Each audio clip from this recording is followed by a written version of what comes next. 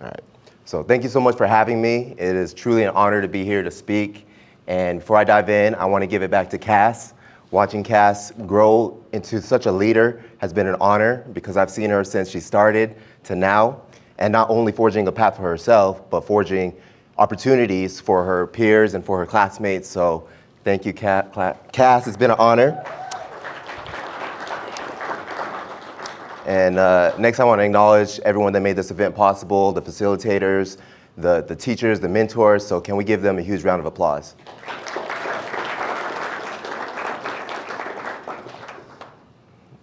Okay. Now, if you told me 15 years ago when I was a freshman in college that I would be giving a keynote speech at a STEM conference, I would have thought you were crazy. Why?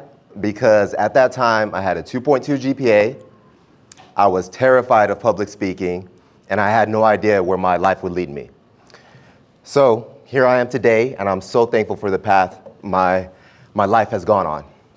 Today, I want to share my journey with you, not a highlight reel, but the real story, the setbacks, the self-doubt, the grind, all that good stuff. I want you to know that every milestone that I've accomplished to this point wasn't a result of perfection. It was a result of collaboration, a willingness to learn from wins and losses, and the decision to not let fear run my life. Because even though this is my story, these lessons apply to us all. When you step into your full potential, you won't just change your life, you'll impact the life of those around you, and you'll be able to solve the engineering and scientific challenges of our time. So here's the one thing that I want you to take away from this today. You're exactly where you're supposed to be, and you are far more powerful than you think. Let's rewind to senior year of high school. I didn't know what engineering was, and I could not tell you what an engineer did. So if you already know that, you're ahead of the game. I had two key motivations for becoming an engineer. One was my friend who was 2 years older than me. He was studying engineering, and he said, Jeremy, you're good at math and science, so you should go with it. I said, good enough for me, but just to be sure, I had to Google it. So I searched, what are the top 10 paying majors, right? So a bunch of engineering came up along with doctor and lawyer. And at 18, I did not want to be in school till I was 30. Because as you know, when you're 18, everything above 25 is old. So doctor was out. And at 18, I was not a big reader, not a fan. So I did not see myself with a career where I had to read all day. So I did not want to become an attorney. I thought engineering, 4-year degree, get out with a good job, that's the right one for me. And I don't have to public speak, that's definitely the right one for me. So I went with it, and that's what started me on my path. So the next part of my journey was college. I'm from a small town called Morenci. It's in the middle of nowhere, Arizona, a tiny mining town. And we didn't have AP classes, we didn't have early exposure to STEM, and so I was behind. I placed into pre-calculus when I started at U of A, and all that meant was it was going to take me 5 years to complete my degree if I didn't pack my schedule with credits. So what did I do? I packed my schedule to the top. Bad idea. To this point, I didn't really know how to study. I was relying on my natural ability for math and science to get me through. I had just moved to a new city, and I was surrounded by 40,000 students, a big university. Not to mention, U of A is a party school. So to say the least, I was not prepared, and I struggled. The result after my first semester was a 2.2 GPA, followed from a letter from my advisor saying, Jeremy, you're in danger of losing your scholarship if you don't bring your GPA up. And I'm thinking, I already know this. I knew I needed a 3.0 to keep my scholarship, but it was a reality check and a real eye-opener. And so this was the first time where I realized I couldn't do it on my own. I realized that my best level of thinking had ended me up with the results I had. And so I realized a big lesson. Collaboration, as Victor said, networking was key, and who you surround yourself with makes such a big impact. I stopped trying to study on my own. I started attending the free tutoring provided by the university.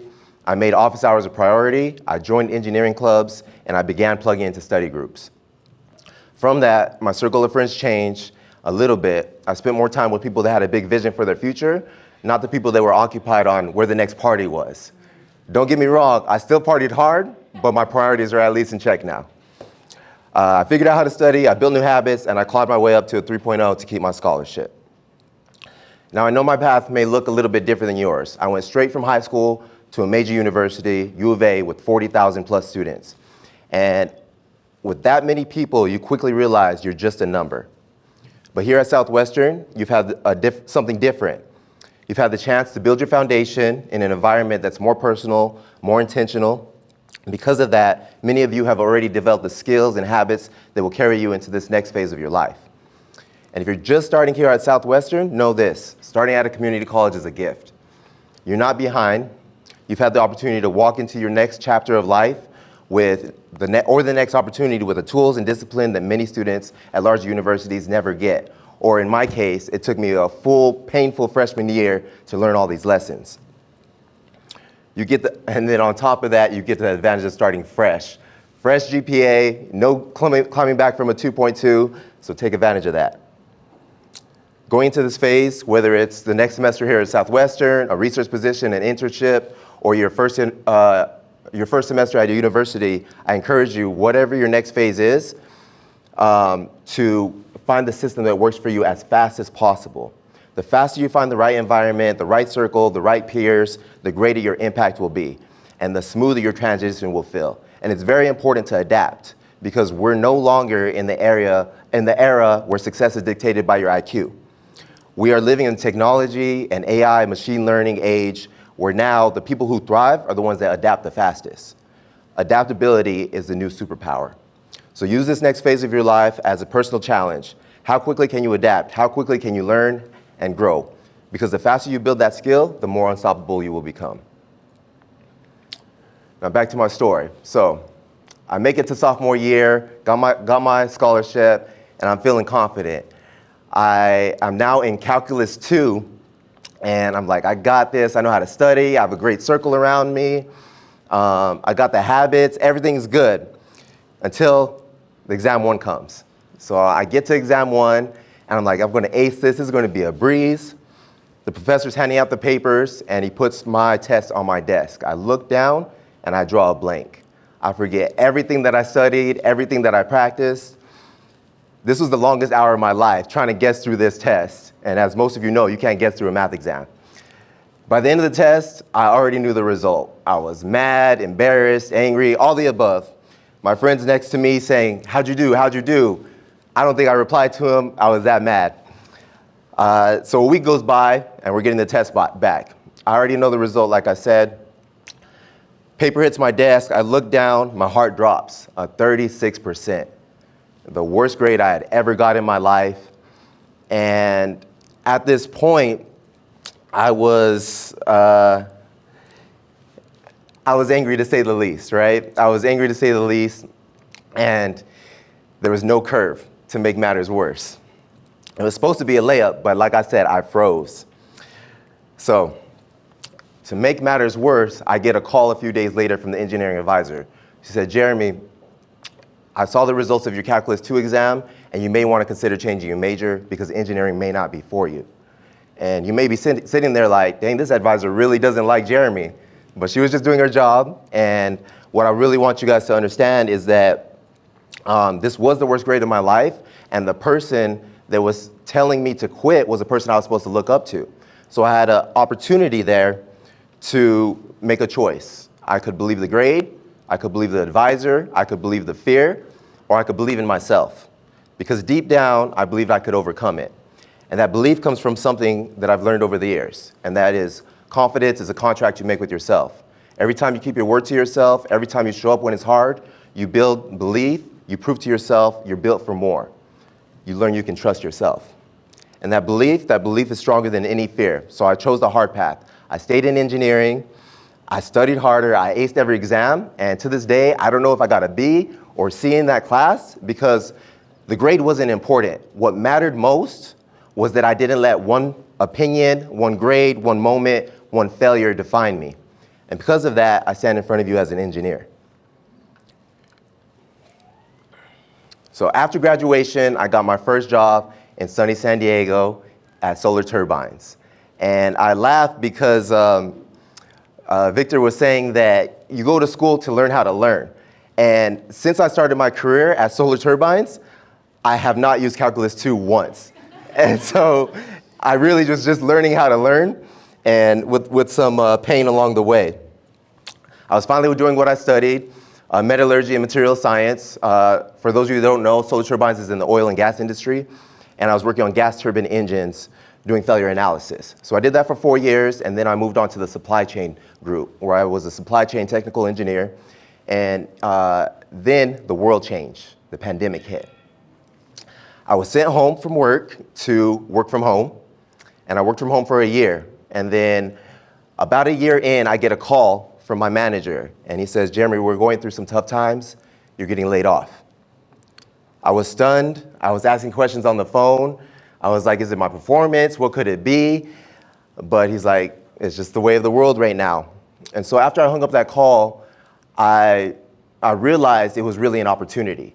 And that opportunity was another door open. And the real blessing came a few days later. Within 2 days, I had 3 job offers waiting for me. Not interviews, offers. Why? Because I built the value, I built my network, and I had a foundation, a STEM degree. Guess what I did? I turned down each one of those job offers. Instead, I leaned into my other passion, which is fitness and coaching. I launched a fitness and coaching business, and I coached people full-time for 8 months. And at the end of those 8 months, I realized I still have some work I want to do in engineering. So I called one of those companies back and I said, hey, I'm ready now. They brought me in and offered me a salary that would have taken 5+ years to reach if I stayed at Solar Turbines. And I really want you to hear this. I took an 8-month vacation and I got a raise for it. That's the power of STEM. That's the power of betting on yourself and saying yes to the hard path. The company I said yes to was ASML, and that's where I work today. ASML is a world leader in the semiconductor industry, and we manufacture and design the world-leading lithography machines.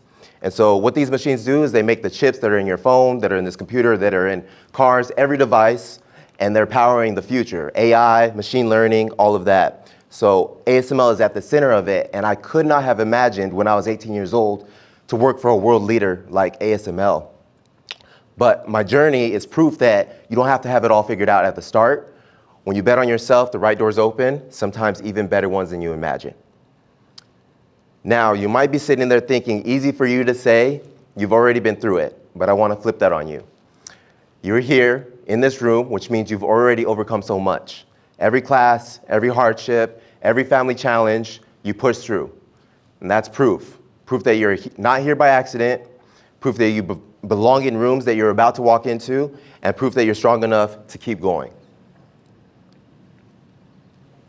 Through every setback, win, lesson, a few keys help me to go from fear to fulfillment.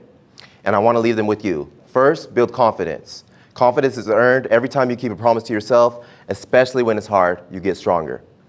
Second, collaborate. You can only go so far alone. Your network, mentors, and teammates will elevate you. Third, focus. Focus is a superpower in a world full of distractions. The person who locks in on their vision wins. Fourth, adapt. The world is changing fast. Learn fast, adapt faster, stay hungry to grow. If you build confidence, if you collaborate, if you focus, if you adapt, you'll build the life you're proud of. Not perfect, not without struggle, but one that's real, fulfilling, and yours.